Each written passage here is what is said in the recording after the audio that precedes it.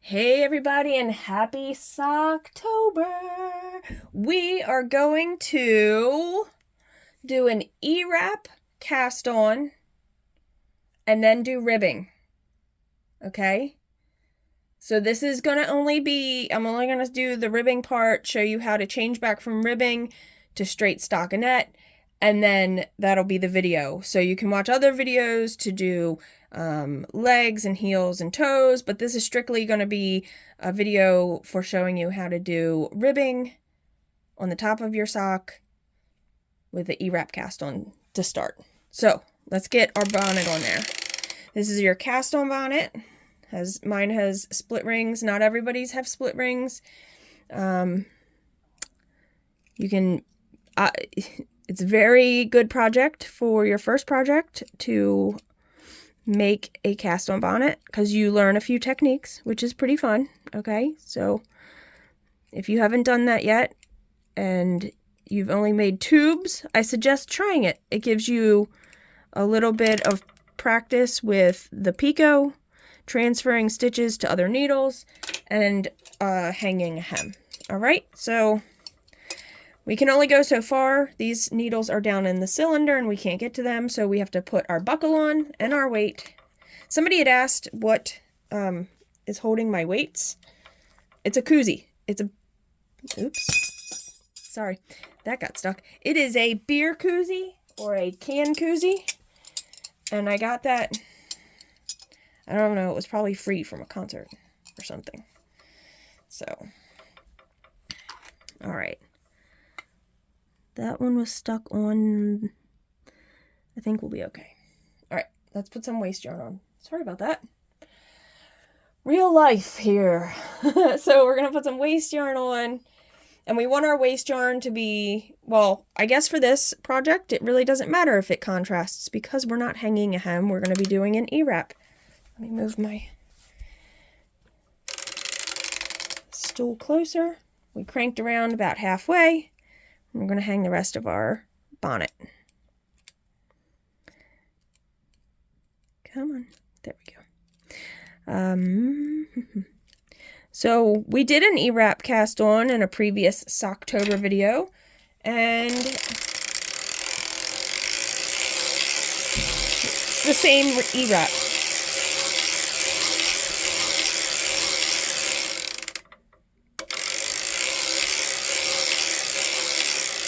Alright, I am going to hang a ripcord on. Now, if you weren't hanging a ripcord, you would want to stop here and start lifting all your stitches out of work. I'm going to use a ripcord, so just pretend that A, this is where you would stop, or just do what I do with the ripcord, whether it's with waist yarn or with the ripcord, okay? I'm going to start and stop my ripcord at the same needle, so stopping and close the 64th needle shut, and I'm going to start on needle number 1 with my ripcord. And yeah, you have to stop because you have to lift your needles up and out of work because that's how you do the E-wrap. Okay, ripcord is on needle number 1, cranking around. I'm going to drop the rest of my cord, but I'm going to take these out of work. I could use my crescent tool. It could be faster, but I don't know. I like using my fingers. We can crank around the rest of the way. It's going to stop knitting on the last needle. We'll tuck that in. Finish lifting all of your needles. Now an E-wrap is going to just wrap every needle with our working yarn. So this will be the first row of our project. Where's my end? All right. So you don't need to leave a super long tail because this is just going to weave in an end. You'll just weave in an end. Let me move this a little bit out of the way. My light was kind of in the way. So we're going to just tuck a tail down in, and you're going to wrap every needle. So starting with number 1, I always wrap in the same direction. I think you should wrap in the same direction. So if you wrap in one direction, continue to wrap every needle in the same direction. I'm just kind of wrapping and then pulling down and then kind of holding it with my finger because I don't want it to I don't want to just let it go to keep wrapping, because if I just let it go, it's going to do that. Oh, it's not focusing. Sorry. It's going to just let loose. So you got to hold it down. You can hold it on the inside. I'll try to hold it on the outside so you can see what I'm talking about here. Okay, so you just have to hold it down. Now you're not making this super tight, but you don't want to make it really loose either. You want to have good amount of tension on it, but not like pulling it so tight that it's like moving the needle sideways or anything. Okay. Let me get this around and back out of the way. My hand is going to get in the way. I apologize. Let me move my camera, maybe.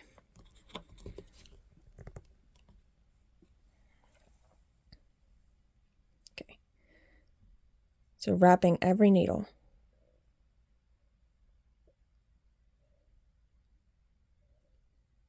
Oh. Now that I'm over here, I can do like you go around two. You're not going around two, but just the way I get it to wrap. It's only wrapping the needle one time. Okay. Now if you wrapped in the other direction, this flat piece here would be on the outside and the little individual wraps would be on the outside.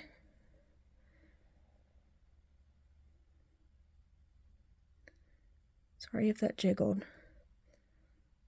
Let me move my camera again. Sorry, I gotta let that go to try to move that in. Okay.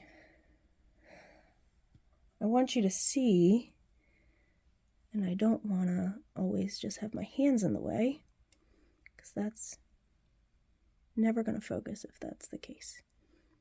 Okay, so it looks like I'm going around two, but I'm technically just going around the back of two and then cutting in between.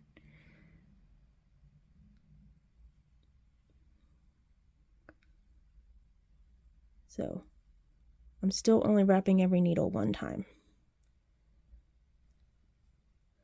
And it is important. You don't want it to loosen up. That's why I'm holding it.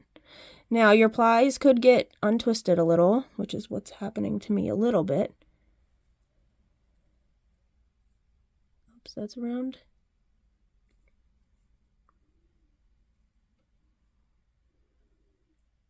Put that latch down. All right. I'm going to let go just so I can adjust again for you guys. Okay. Pull up my slack a little. Okay. Now we're going around every needle. Okay.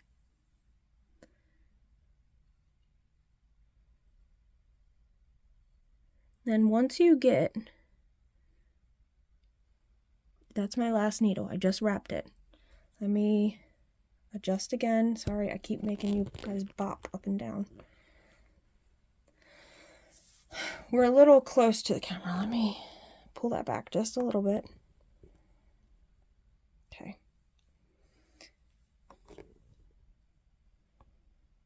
Sorry, I have a lot of adjusting in this one. Okay, so it is wrapped around the last needle. I'm going to bring that around to the front. Sorry, it was, yep, that was right. Wrapped it, bring it to the front. So now it's in front of all these, okay? I'm not pulling real hard, but enough to keep the tension on that.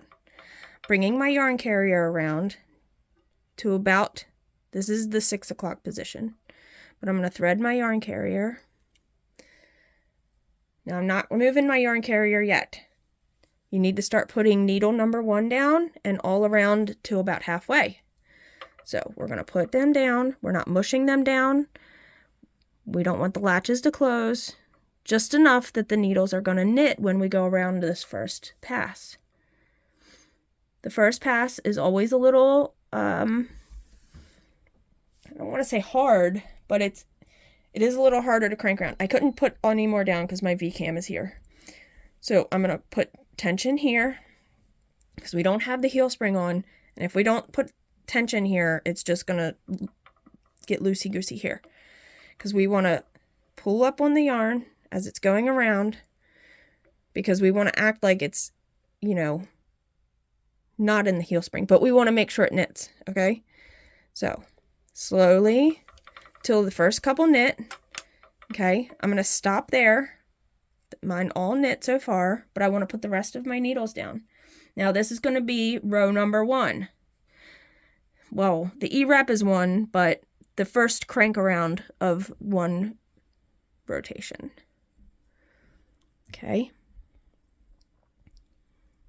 I'm sorry, I noticed I say okay a lot when I'm editing. Like I said, this first go around is a little hard to crank. You got to put a little bit of muscle behind it, not a whole lot, just a tiny bit. And now if you E-wrapped them way too tight, it would be really hard to crank around, not gonna lie. Okay, so that was 1. Once we get around to here is 1. We're gonna do 1 3/4. We're gonna crank back around to here. So almost 2. Okay. I'm gonna stop here because I want to put my ribber in, because I want to start ribbing. So I need to grab my cylinder needle case and my ribber needle case, because we're going to need both of them. Now my ribber is an equal slot ribber. Mine's been timed. I'm not going to go over timing. This is the fin that hits the pin that's in here. Okay, there's a pin at the front of your cylinder. This needs to hit that and be flush against it. So when you put this in your machine, I'm behind the pin. Nope, I wasn't far enough. Okay, sorry. I can't push it anymore. It's not going forward anymore. All right. I pushed this plate, my tappet plate, back against my pin. This is the pin that pushes your ribber around. So if you don't have this pushed against the nut correctly, it won't be in the right position when you start. So this isn't going any further this way, and this isn't going back any further, because the butts of your needles, your ribber needles, go in this little space, and that's what pushes them in and out to do your purl stitches. So what we're going to do, I feel like I need to back you up just a little bit. You have a spring that's holding all your cylinder needles in. You're going to take your hook and you're going to take your spring, and there's a slot right here for that spring that goes around. It only holds it out a little bit. You can't see it all the way from where you are in this position, but the spring is holding, this thing on your V-cam is holding your spring. So my first one I'm going to keep as a knit stitch. My second one I'm going to switch to a purl or a ribber needle. So I just lifted the needle out. I'm going to lift it out like this. I'm going to put it on the ribber needle. Now making sure your ribber needle stays open, your latch. I really apologize. And making sure you put it in the right slot, okay? If you don't put it in the right slot, it could be a little off. It might not crank. I'm not sure. You're going to do this with every other, well, depending on the rib you want to do. I'm going to do a 1x1 to show you guys. So the E-wrap makes a finished edge, a selvage edge that isn't going to come out when you take it off the waste yarn and or the ripcord. You can only go around so far. Should I move you guys so you can see what I'm doing? A little bit. That's a little better. You can kind of see. Taking this one out. I'm going to put this one in. Okay. I've dropped stitches doing this, and honestly, it's really hard to try to save it. Just better off starting over. So here you can see where that spring is. I usually have a towel on my knees because there's machine oil on your needles. That's another thing. You should oil the needle butts here too, if you're using it a lot. All right, so we need to crank around. So we're going to crank around. I'll show you guys from this angle. I'm not going to change it. So this needle butt is in here and it's getting pushed out now. I can't go too far because the tappet plate will start to cover my needle butts. Okay, so you don't want to go too far because there's the edge of my tappet plate and I only have 2 needles in there. So you're not going to see much more from this angle unless I took you off of here completely. So I'm just gonna keep putting in needles, every other one. So when you crank around, that spring moves with it, and it allows you to access the cylinder needles easier. I never use this hand. I'm left-handed, so putting the rubber needle with my right hand is a little awkward. That was awkward. So having the spring really helps make it accessible to move those needles. Because if not, you'd have to pull out the needle next to it every time to try to get the cylinder needle out. Sorry that you guys can't see on this side right now, but we'll get back around, I promise. Now, if you are trying to time your machine, I highly suggest you don't have to put every rubber needle in. Excuse me, I'm so sorry. If you just use a few needles and you have that timed, the rest of your cylinder should be equal distanced, that the needles on the other side would be timed also. So you don't have to go through the fuss of putting every rubber needle in when you're timing your machine, trying to adjust your machine for the ribbing to be working correctly. All right, I'm going to crank forward because it's getting a little hard to get to these needles. So you want to go slow, making sure your latches all opened. Ooh, I almost went too far. Can you see that? My last needle butt is like right there.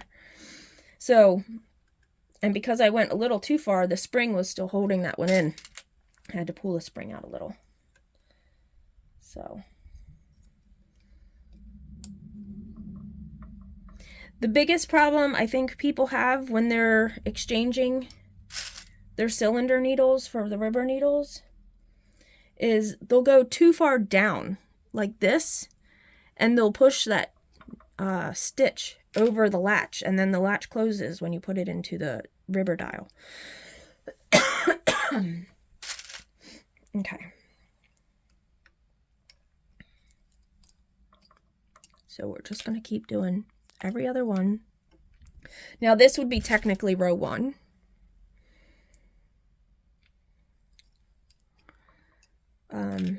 It's up to you how you want to, when you want to change your machine.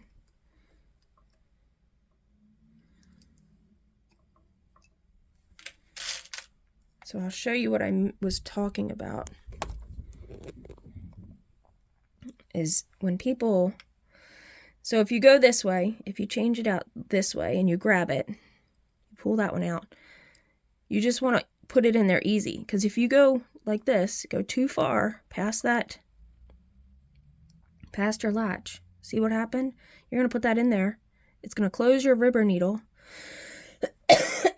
Sorry, and it's not going to knit. So I'm going to just use another rubber needle to take that back off. So you just want to do it easy because you can close a latch. Now, depends on how you're sitting at your machine. On the one side, I do it this way. So I'm taking the ribber needle, I'm putting it in and holding it, and then I pull the cylinder needle out. My latch is open, and then I just slide it in there. So you can do either way. So if you do it that way or this way, and you just, whatever is easier for you to catch that stitch.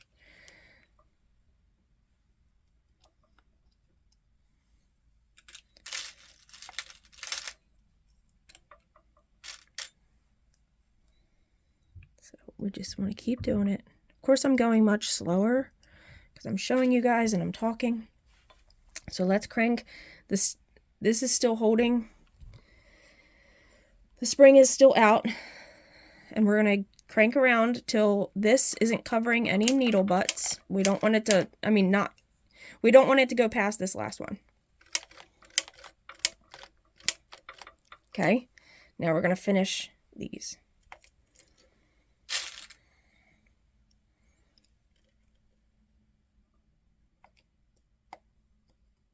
Like I said, I have dropped many stitches. I've had ribber needles close on me. You know, it's practice, it's time. It's not a speed contest. There are people that can set up their machines with ribbing so fast. And I'm still not one of them, nor do I practice to be. Oh, I do want to show you guys. Sometimes this first stitch doesn't knit, and it didn't, so if you can see that. Okay. My first stitch, my last stitch, I'm sorry, did not knit. And it's kind of because the ripcord and whatnot is there. So we're going to fix that. We're going to knit this. This is what didn't knit. So we want to go under that to grab the stitch that didn't knit. And that is like the tail of your E-wrap, right? Sorry, I'm trying to work around the camera and also show you guys. So it didn't knit, but we're just going to pull it over. And now it did knit. All right, so it's now knit, and that's actually the last one that has to be transferred. So let's go ahead and do that.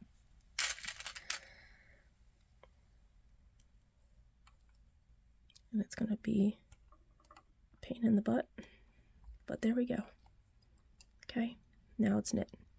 I normally, if I do drop stitches, it's always on like needles here, just because they're on the back side of my machine and I don't see them.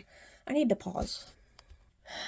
Sorry about that. I am really dealing with my allergies, and when I'm talking more, it's definitely affecting things. So I'm going to reset my counter to 1, and we're going to do just 20 rows so I can show you guys how to switch them back out, and then you would knit the rest of your leg or your pre-heel or whatever. So I'm going to keep it there just so you guys can see the view.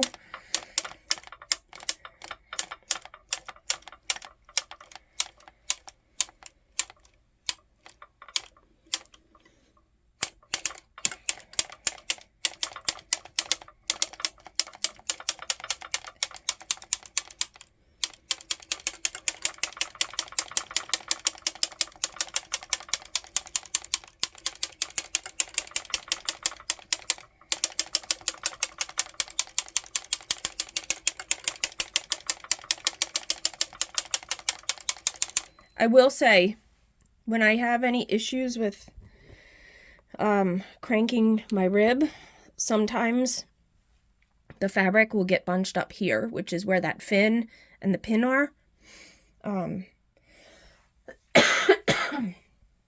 So if you don't have a good enough space for your fabric to like go through, here and make the fabric.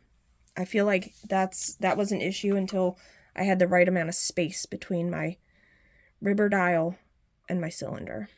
So let's keep going.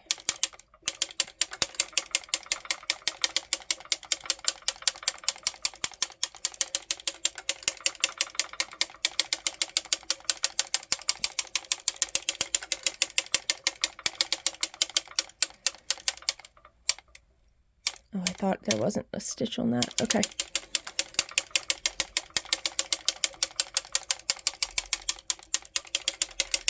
We're at 10.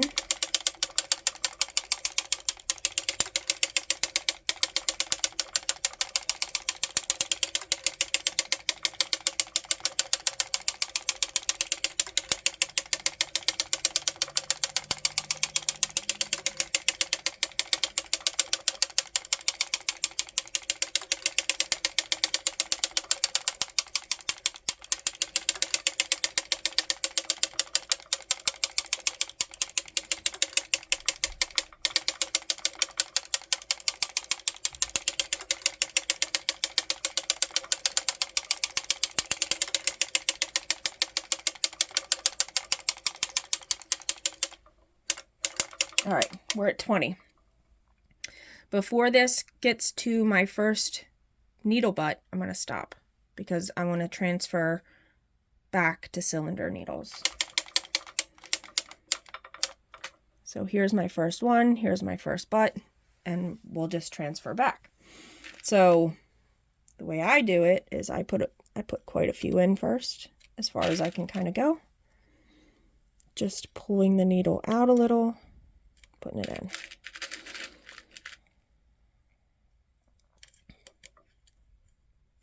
Making sure your latches are open when you do this. Now when you transfer the stitch over, hopefully it will open it for you. Or make sure you're noticing if it's not opened at that point. Okay. And then you can start transferring them. There's this click that happens, and you might not be able to hear it, but that little pop. If you don't hear that pop, you may have dropped that stitch.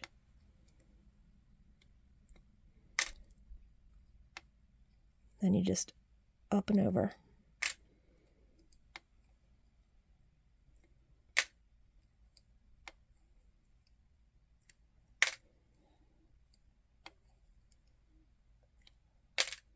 I don't have one in that one, so I'm going to continue doing this backside, but we can crank forward until I can still reach the needles. Now, if you did crank too far forward, say I cranked too far forward and I covered that needle butt up and I couldn't get that rib stitch out, what would you do? Well, what I would do is I would just keep going. I would just continue with what needles I could remove, and then on the next pass, don't take your cylinder off because you still have a needle in there. Just crank sorry, around again until you get to that access to that needle, and then just change it. So you'll have one purl bump in one column for one extra row. Will that hurt your sock? No, it won't. But if you're a perfectionist, you might not want that. So it's totally up to you if you would want to keep it or not keep it. So you're still not going to be able to see. Sorry. Oh, and I'm just going to hit you. Let's just back you up a little. We'll just do that. And transfer it over. Oops, I just put a cylinder needle in my, or a ribber needle in my cylinder case. That happens though. I've definitely found the wrong needles in the wrong case.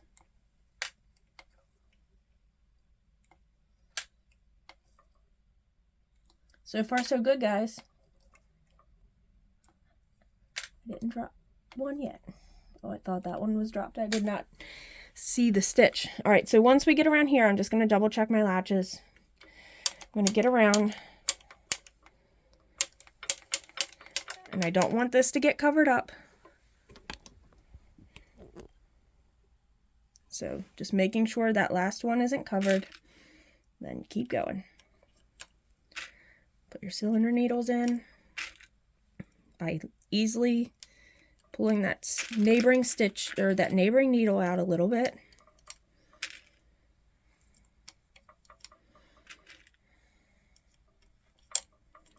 I'm trying to think, do I have an E-wrap cast on? I do. I can show you guys one. That way I don't have to finish this sock stop and start. I'll just be able to show you. Okay.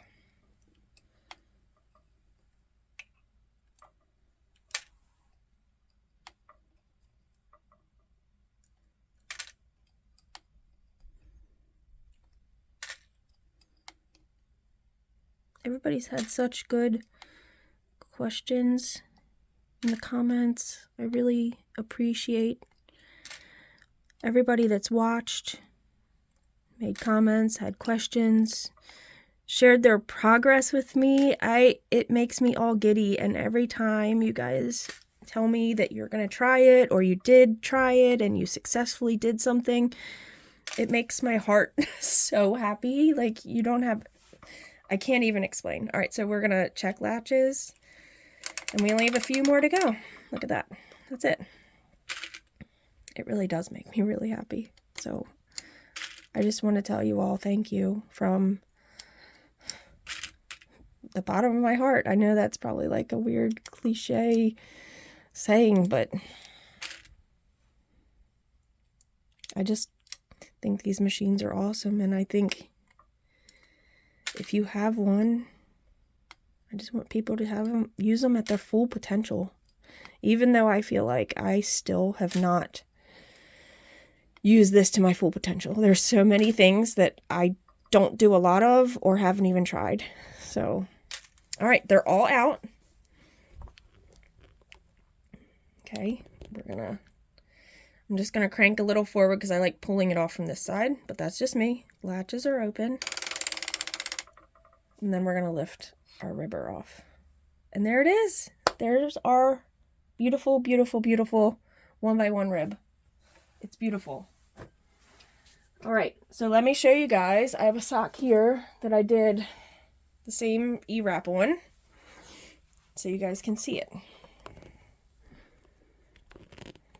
All right, so on this one, come on. Sometimes I feel like it just doesn't want to focus for me. So this is an E-wrap, and it's a 1x1 rib.